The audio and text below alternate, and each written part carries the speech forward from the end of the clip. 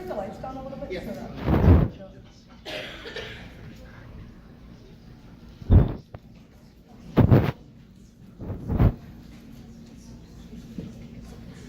All right, everyone, last talk. So I'm going to be presenting, actually just a quick note, if anyone happens to be recording this, get in touch with me afterwards because I'd like a copy of it, and there are a few people that are going to be missing it. So yeah, I'll be talking about the International Whaling Commission. I attended the meeting on behalf of ACS in September, so just about a month ago. So we all know about commercial whaling and how large scale it was. The bodies of whales have literally and figuratively built our society. So while we were in Brazil, we were able to see this lighthouse, which is the world's largest structure built with cement composed of sand, shells, ground up whale bones, and whale oil. Just an example. I think this quote really drives the point home. It says that the commercial hunting of whales in the 20th century represents what was arguably, in terms of sheer biomass, the greatest wildlife exploitation episode in human history. Unfortunately, the whales can't take revenge for themselves, but that's what we're here for, to avenge them. So just a quick overview, the International Moratorium on Whaling was implemented in 1986 by the IWC to allow whale populations to recover. There are a few exceptions. For example, Aboriginal and subsistence whaling, also known as ASW, allows several indigenous groups to continue hunting a small number of whales. And then there's also special permits. So I think everyone in here knows that Japan uses this as a loophole under special permits where they hunt whales under the guise of science. It's always really strange to see a photo of a dead whale next to the words research. We know it's completely unnecessary. So there's this commercial ban on whaling since the 80s, so have whales recovered? And all weekend we've kind of been talking about this, but we've kind of replaced commercial whaling with ship strikes, noise pollution, entanglement, climate change, marine debris pollution. I feel like this could be a really depressing song, but I recommend all of you go on Google and look up an article called How We All Kill Whales by Michael Moore, who is a researcher at Woods Hole Oceanographic Institute.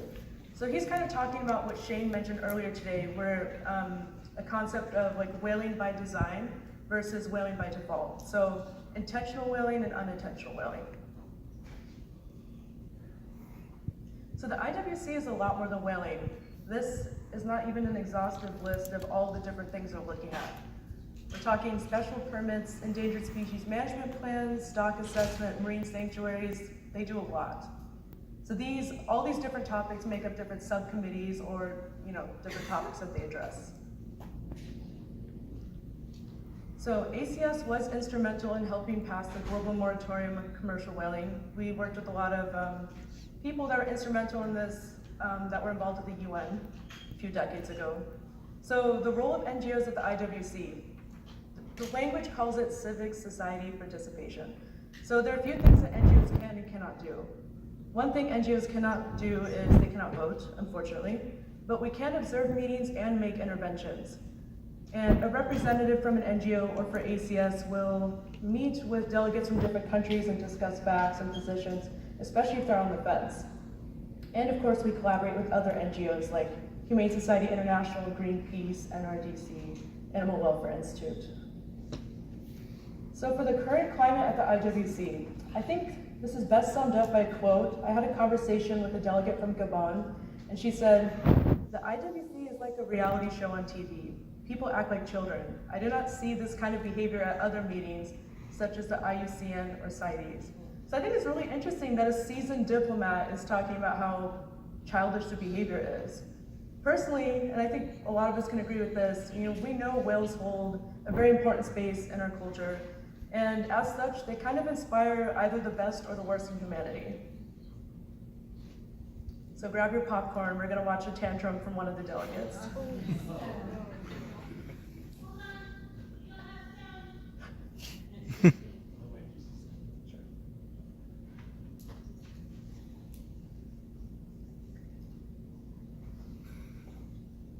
Where's he from? So this is a delegate from Antigua and Barbuda. Just look at some context. We did not pass, I think it was the ecosystem modeling proposal. He wasn't happy about it, and so he just threw this tirade about how the IWC is dysfunctional.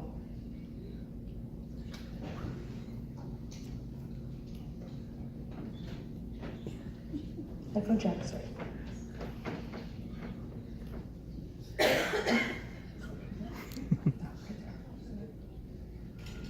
Further.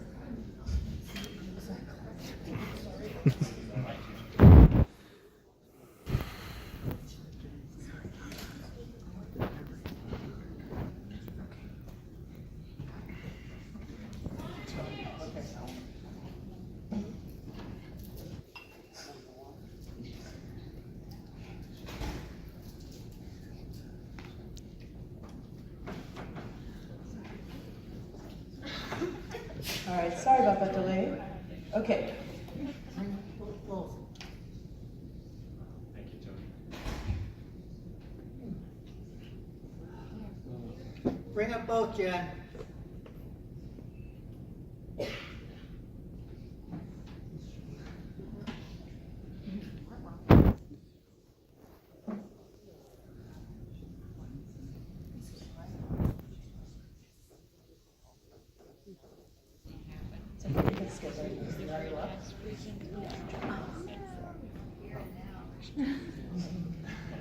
And nobody had the responsibility to reach out.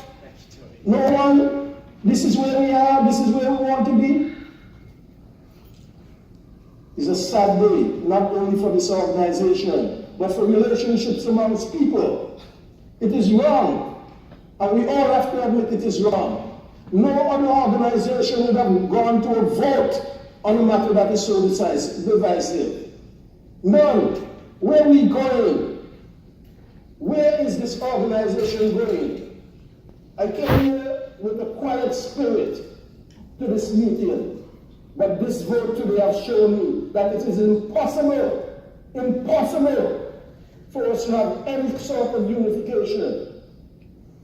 I want to serve notice that Antigua and Barbuda will never leave this organization, but no more monies will be paid to this organization. None. We'll come and sit, we'll not participate in any vote, and the time has come for us to form an organization that can truly...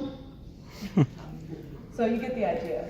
It was a little frustrating for sure to see things like this happening, and it's always from a nation that was on the pro-whaling coalition, and then they always make arguments in the media and stuff that we're like the overly emotional ones. So there are a lot of things happening behind the curtain. Japan is known to engage in boat buying practices, so they'll recruit small nations from Africa, Asia, and the Caribbean through establishment of fisheries, facilities, and personal accommodation for delegates during travel.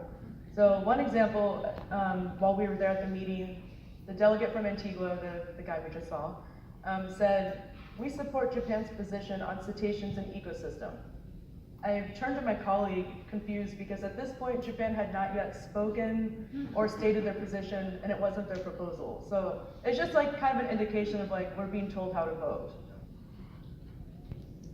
So that brings us to this meeting. This is the 67th meeting in Florianópolis, Brazil. It was kind of a landmark year in which two competing worldviews on cetaceans came head to head. We had the Florianópolis Declaration, kind of going against Japan's way forward proposal. And I'll be getting to both of those in a moment. But first I'm going to go through the proposals that passed and didn't pass and kind of go over those quickly. So we have the South Atlantic Whale Sanctuary.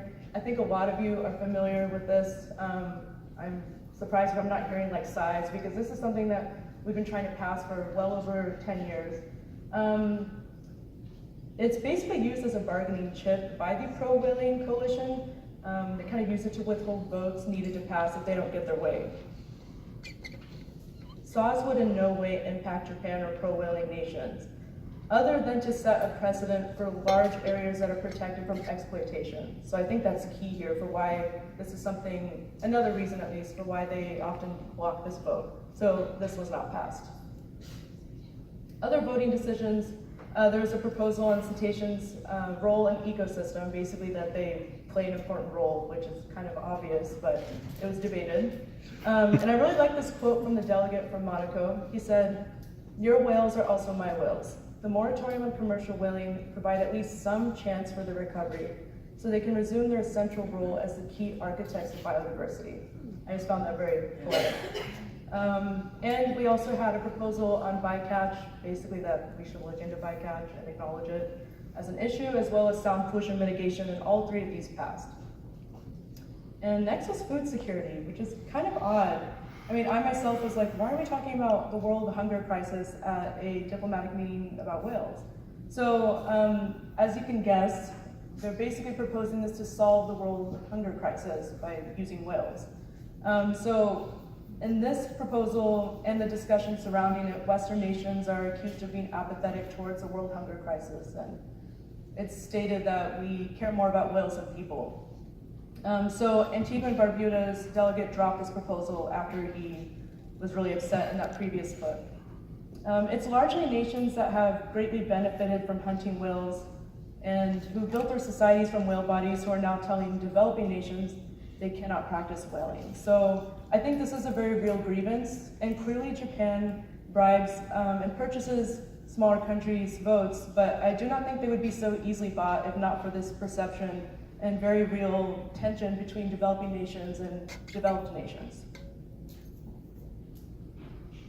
So next was the ASW, or Aboriginal Subsistence Whaling Proposal. So this had two components. The first was limited automatic renewals. So basically, if quotas are unchanged and the scientific committee approves the quota as not being a risk to the population, they can kind of have an automatic renewal. So basically this means that indigenous groups can have their quotas renewed without having to go through the process of proving their cultural and food needs every few years, which can be costly and tedious to them. And the second component of it is a carryover provision for unused strikes, which basically prevents communities who feel pressured to hunt in dangerous conditions to get the meat that they need. So there are some NGOs that were in favor in this, hoping that it would help increase welfare and time to death for the whales. So next I'm going to talk about kind of an interesting gap in the NGO community, and I want to share this quote. We were able to speak with Edward, who's from the Chukotka region in Russia. He's a hunter. And he said, "More than the NGOs or any other group, what we fear the most is Japanese meddling in our whaling quotas. If the Japanese feel like they can get a foothold in our quotas or somehow take advantage of our subsistence whaling for some kind of point, it makes the entire issue toxic. Before, Japan has used us as pawns and have broken quorum to deny us our quotas because it could not whale commercially. For us, whaling is not for profit, it is for survival." So I think this quote really shows how Japan is kind of hijacking these vulnerable populations like these indigenous groups and using it for their own agenda. But I did notice, this was my first time attending the IWC, and I noticed that there was kind of this gap between the environmental NGOs and NGOs and representatives from indigenous communities. They didn't really talk at all. And to me that seemed a little strange because obviously there's some differences, very important ones, but there's also a lot of common ground between us and these groups. I mean, we all want to ensure future generations get to be in the company of whales, and these groups do care a lot for conservation issues. And these societies and cultures did not bring us to our current state of environmental catastrophe. So this seems kind of like a missed opportunity. And the opposition is growing stronger as Japan continues to buy these smaller countries. So I think we're stronger in numbers and finding common ground with people who are more in line with protecting whales. So this is one of the big things that came up with the Florianopolis Declaration. It's actually quite simple. Basically, it affirms the non-lethal, non-extractive economic use of whales. So let's not kill them, let's use them for ecotourism and, promote whale watching, which can also be really great economically. And it also states that the IWC's future and its moving forward should be an organization committed to the conservation of whales and their ecosystems, and reaffirms the ban on commercial whaling. Oh, and that passed, but.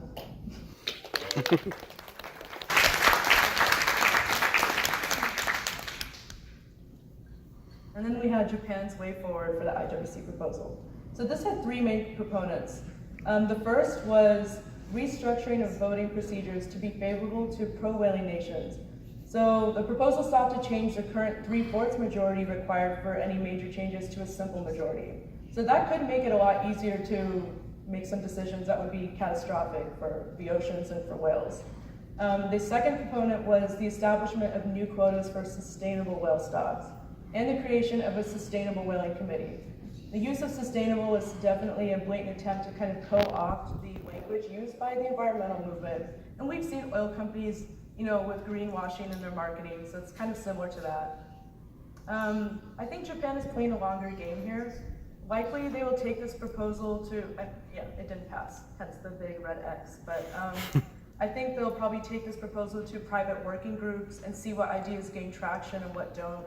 And possibly their goal is to slowly chip away at the opposition while adding support for most of these items by buying more influence with countries adjacent to their sphere of influence. So they set it up to fail by doing this via a consensus vote, and there's no way that we would reach a consensus on this. So the reason that they probably did this is because the measure failed as we expected, and it plays into Japan's claims in the media that the IWC is dysfunctional and their decision-making process is broken. And so, not really squad goals. Japan brought 66 delegates with them this year, which was insane. Most countries have somewhere between like 2 and 5 people that they send. So that's that whole row of chairs. It's just for people that were sitting there and not really, and you have to pay for each delegate. Anyway, it's kind of crazy. But we have probably 50 members of the media from around the world, and then Japan brought 60 of their own Japanese media. And then they've been continually claiming that the IWC is dysfunctional due to the polarized views. So I think this show is an attempt to use national pride to spur their citizens into caring about whaling. I know that a lot of surveys kind of show most citizens are likely apathetic towards whaling, maybe don't care either way, but there is a small vocal political minority. And we know in politics, a vocal minority can accomplish a lot if you have people impassioned and being very active, even if other people don't agree with it or care about the issue. So there were definitely some things going on behind the scenes. There were protests daily at the venue. These protesters were from Sea Shepherd and Hard to Port. And there's a lot of tension between Japan's entourage and everyone else at the meeting. Like I said, this was my first time attending, and I always kind of thought that after watching The Cove and being very entrenched in the NGO world, that might have been dramatized a little. Sorry, environmentalists. But it turns out they were not joking. It is really tense and awkward there. And my colleague was actually walking through a doorway, and a member of the Japanese delegation was also trying to walk through. So, my colleague's Noel, he's over there. He was like, "Oh, excuse me," and the delegate was like, "No," and just pushed him. So they really don't like NGOs, and it's really tense, and they don't really care who sees it. So, and their head delegate, Joji Morishita, who was featured in The Cove quite a bit, chaired this meeting. So this is interesting because the chair can decide how much NGOs can participate. They can even remove us from a meeting if they deem we've misbehaved. And then this kind of leads into my next incident that happened. Near the end of the meeting, on the second to last day, Japan threatened to silence NGOs after a statement made by NGOs, ACS was included in that statement, said that their scientific whaling, and they called it a commercial venture, which is true and has been deemed so by the International Court of Justice. So Japan's delegation fired back that we were defaming their country by calling it a commercial venture and demanded an apology. So Thursday night was pretty tense for us NGOs because we didn't know if the chair was just going to kick us out the next day, but luckily we were able to get in and kind of fizzled out. So as I said on Friday with my student coalition talk, and I think we all know, whales are the key to conservation. They can serve as this gateway species. So I think this quote really drives that point home. It says, "The interesting thing about whale oil as a commodity is that it's the only known fuel that humanity has ever weaned itself off of. It's the only source of industrial energy the human beings have successfully moved away from. I think the implications for conservation as a whole are unprecedented. when you think of it in a broader context beyond whales. This is why the IWC and the decisions made at the IWC are so important for conservation as a whole. So I have a quote from a former fisheries agency official in Japan. He says, "What's at stake is not just whales, it's a matter of territorial rights, in a way. The Antarctic is an open sea that everyone is entitled to its rich resources. There's no need to concede to nationalistic confrontation." So this clearly shows that it's about bigger things than just whales. Because a lot of people ask, and I find myself asking, like, why are they so stuck on this and pouring so many resources and sending so many people? But I think whaling is kind of like a wedge issue. And what I mean by that is, compared to fishing, whaling is an issue the opposition can make controversial pretty easily by highlighting these other issues that are unrelated, like imperialism and cultural tension. Who here has seen the documentary on Netflix called Behind the Cove? Yeah.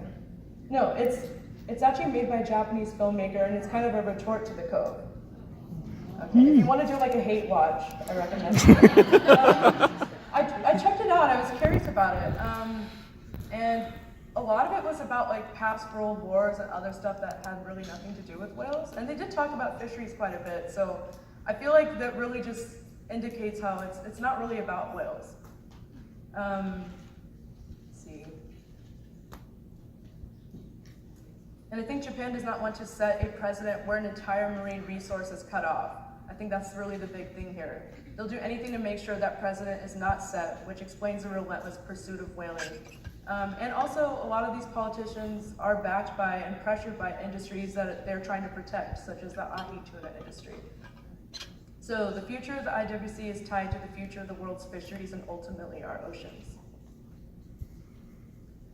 Cetaceans really are burden beasts, and they've come a long way from a commodity to cherished souls of the sea. They've come from whale hunting to whale watching. On the outside, the International Whaling Commission has one purpose: to get the nations of the world together to regulate the hunt of whaling. But on the inside, it's a playground for much larger demons. The IWC is a landscape overrun by competing and conflicting interests that, like I've said, have hardly anything to do with whales. It seems to be dominated by these unhealing wounds from world wars of the past, imperialism, and an unwillingness to change. Unfortunately, the whales seem to be serving as mere pawn pieces, used as leverage as these big issues fight it out. So this is why arguments about how important whales are tends to fall on deaf ears at these meetings, because it's not about whales. I'd like to thank all of you for supporting ACS so that we can continue working to make sure that whaling remains in the past where it belongs. And of course, I'd like to thank ACS for giving me the opportunity to attend. Thank you.